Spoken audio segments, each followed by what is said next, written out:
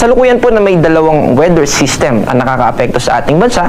Ito po yung easterlies o yung mainit na hangin na galing sa Pacific Ocean na nakakaapekto sa Metro Manila, sa Luzon at sa malaking bahagi ng Visayas, at yung ITZZ o yung Intertropical Convergence Zone na nakakaapekto po sa southern part ng Mindanao. Ano po ba yung ITZZ? Ito po yung salubungan ng hangin from northern hemisphere at southern hemisphere, at kapag nagsasalubong po sila, dahil mainit po yung hangin na nasa equatorial region, ay may tinatawag po tayo na updraft o yung movement ng hangin from surface papunta sa himpapawid o sa upper part ng atmosphere. At yun po yung nagko-contribute kaya maulap po yung at maraming mga pag-ulan ang dala ng ITZZ. At yan po yung nakakaapekto currently sa Zamboanga, lalo na po sa Tawi-Tawi, Sulu at sa Basilan.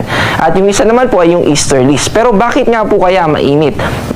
Ano po ba yung maaari pa na nakaka-contribute sa mainit na panahon na nararanasan natin, lalo na sa Luzon at sa maraming bahagi ng ating bansa?